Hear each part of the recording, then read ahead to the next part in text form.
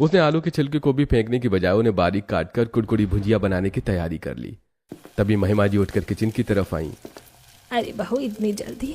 अभी तो चिड़िया भी नहीं जागी और तुमने रसोई महका दी। पहला दिन है बेटा, थोड़ा आराम करती, हम संभाल लेते। माँ जी, आप बस आशीर्वाद दीजिए, आज सबको 10 तरह का स्वाद चखाऊंगी। महिमा जी थोड़ी हैरान हुई। उन्होंने देखा कि सामान में भी सुमन ने गजब का जुगाड़ लगाया था।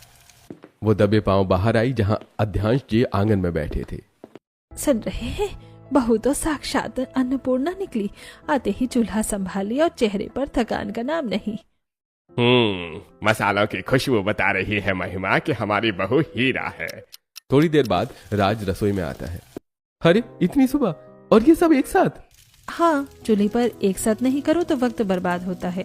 कुछ काम बताओ, मैं भी करूं। आपको आता है? अरे नहीं, साथ में लेकिन तो बैठ सकता हूं ना।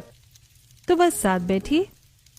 राज चुपचाप बैठ जाता है। उनकी पहली सुबह है, यही उनका प्यार है। और फिर खुशबू उठी पूरे घर में, आलू के पराठे, चाय और हल्की सी दाल। तभी राहुल उठा।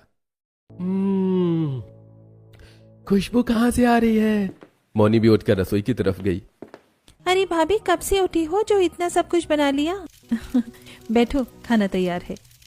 पूरा परिवार एक साथ बैठा नाश्ता करने के लिए। राहुल ने आलू का पराठा उठाकर खाना शुरू किया। अरे वाह भाभी, ये तो कमाल का है।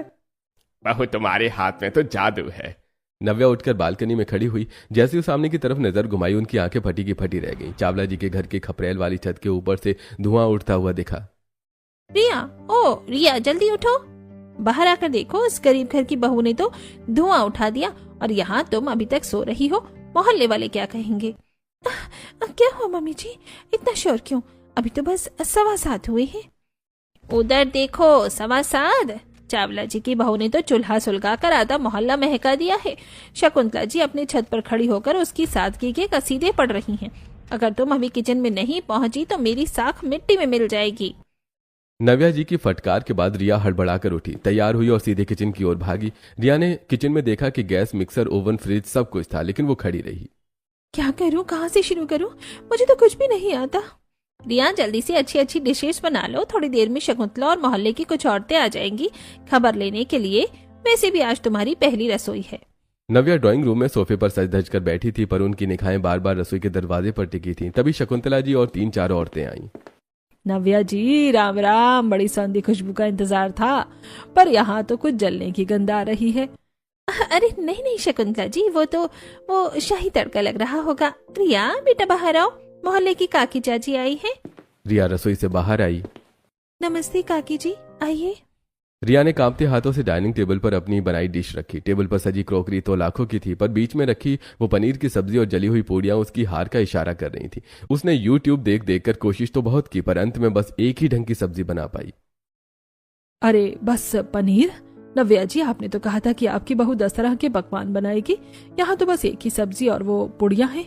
कुछ ज्यादा ही करारी नहीं हो गई? शायद रिया की तबीयत ठीक नहीं है शकुंतला जी, नहीं आई है ना। रिया की जली हुई पूड़ियां और पनीर चखने के बाद शकुंतला जी और उनकी टोली के चेहरे पर फीकी मुस्कान थी। नव्या जी की बड़ी बड़ी बातों का गुब्बारा फूट चुका था। अब उसकी निगाहें चावला जी के उस छोटे से घर पर थी। चलो भाई, दूसरी बहू को भी देखते हैं उसने क्या किया है। चावला जी के आंगन में दाखिल होते ही शकुंतला जी ने देखा कि सुमन सिर पर पल्लू लिए चूल्हे के पास बैठी पूड़ी तल रही थी। अरे महिमा, तुम्हारी बहू ने क्या बनाया है आज? सुमन खड़ी हुई, हाथ जोड़कर सभी का स्वागत किया। काकी जी, सब कुछ तैयार है। चूल्हे में आग सही से नहीं जल पा रही थी, इसलिए थोड़ा सा वक्त ज्यादा लग गया। सुमन ने एक एक करके पीतल की थालियां सजाना शुरू किया। जैसे ही थाली औरतों के सामने आई, सबकी आंखें फटी की फटी रह गई। थाली में 1-2 नहीं बल्कि 4-5 तरह की लजीज सब्जियां रखी थी।